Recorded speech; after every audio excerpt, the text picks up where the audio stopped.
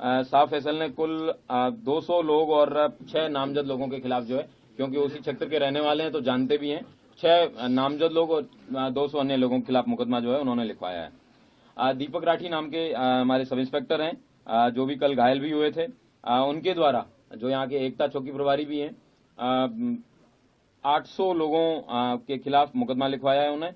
जियाउर रहमान बर्क और सोहेल इकबाल नामक ये 2 नामजद अभियुक्त हैं, जिनको उन्होंने अभियुक्त बनाया है। उनके द्वारा बताया गया है कि भीड़ को इन लोगों ने भड़का के बलवे का रूप दिया। यह उल्लेखनीय है कि जियाउर रहमान बर्क को 168 बीएनएसएस का नोटिस जनपद संभल की थाना कोतवाली पुलिस द्वारा भी पूर्व में दिया गया था। उनके द्वारा पूर्व में भी भड़काऊ भाषण दिए गए थे।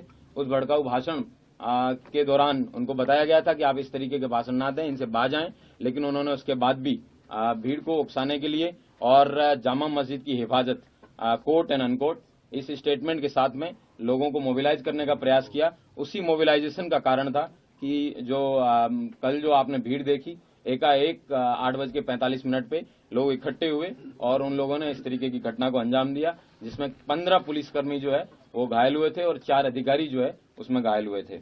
हमारे एसडीएम रमेश बाबू, उनके जो है पत्थरबाजी की वजह से उनको पांव में फ्रैक्चर आया था। उन्होंने 800 बलवाइयों के ऊपर जो है मुकदमा लिखवाया है। सीओ संभल, उनके द्वारा उनके पांव में गोली भी लगी थी। उनको डीएम महोदय द्वारा एक कमेटी, जिसमें एसडीएम संभल, ईओ संभल, सीओ संभल, इन तीनों लोगों की कमेटी बनाई गई थी। उस कमेटी में बताया गया था कि सर्वे कंडक्ट कराने का, पीसफुल सर्वे कंडक्ट कराने की जिम्मेवारी इनकी है। ये जब मस्जिद के पास में जब बलवाई जो है वो आगे बढ़ के उस सर्वे को रोकने का प्रयास कर रहे थे, तब इनके द्वारा भीड़ को मना किया गया, उनको ललकारा गया कि आप अपने अपने गंतव्य वापस चले जाइए। धारा 163 जो कि पहले 144 के नाम से जानी जाती थी वो लगी हुई है, लेकिन उसके बावजूद इसमें फिर भीड़ की तरफ से फायर आया और वो सीओ साहब के पांव में भी लगा।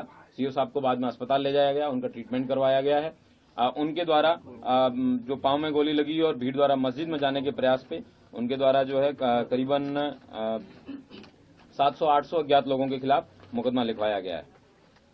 चौकी प्रभारी एकता द्वारा जो पूर्व में जो हमने बताया था वो एक अलग मुकदमा, और एक संजीव कुमार नामक व्यक्ति द्वारा उन्होंने भी मैगजीन और टीएसएम, जो टीयर स्मोक ग्रेनेड है, उनकी जो लूट का मुकदमा है वो भी लिखवाया गया है। और मेरे पीआरओ, जिनके पांव में नखासा थाना क्षेत्र में, जो मैं और डीएम साहब जब जा रहे थे, हमारे ऊपर जब ईट से वहां पे घर की 2 महिलाओं ने ईटें दागी और उनके घर के बगल से वहां से जब फायर आया, पीआरओ साहब के पांव में गोली लगी थी।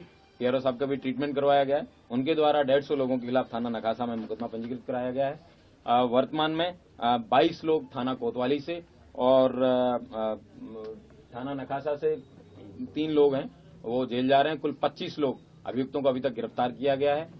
ड्रोन के फुटेज की स्टडी कर ली गई है।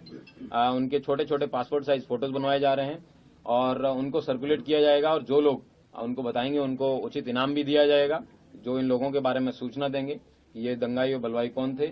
और सारे सीसीटीवी फुटेज हैं उनको भी कलेक्ट कर लिया गया है, और मैं उम्मीद करता हूं कि इस धरपकड़ में जल्दी जो भी नामजद अभियुक्त हैं और जो भी अन्य अभियुक्त हैं उन सब लोगों को गिरफ्तार किया जाएगा और उनके खिलाफ जो विधिक कार्रवाई है वो सुनिश्चित की जाएगी।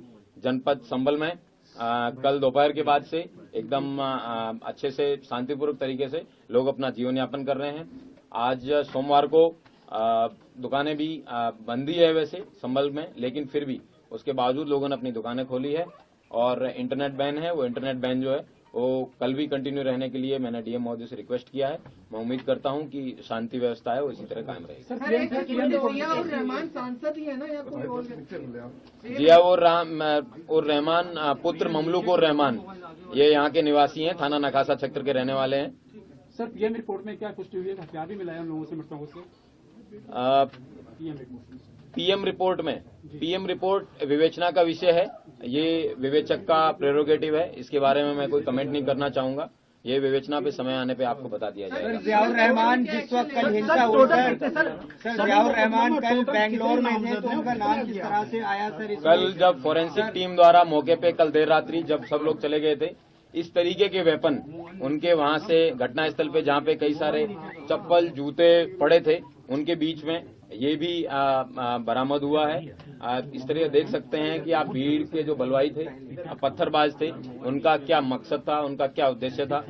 पुलिस वालों के पांव में गोली लगी है और इस तरीके की ये जो है, जो उनका जो उद्देश्य था, लेकिन हमारी पुलिस ने और प्रशासन ने साथ में कंधे से कंधा मिला के एक बहुत अच्छे सूझबूझ से इस जो पत्थरबाजों की मंशा थी उसको कंप्लीट नहीं होने दिया। उनकी इच्छानुसार उन्होंने सर्वे को रोकने का भरपूर प्रयास किया। सर्वे शांतिपूर्ण कंप्लीट हुआ, जो कि माननीय न्यायालय के आदेश के अनुसार हो रहा था, और मैं उम्मीद करता हूं कि आगे भी है शांति व्यवस्था कायम रहेगी और सभी पत्थरबाजों को आइडेंटिफाई किया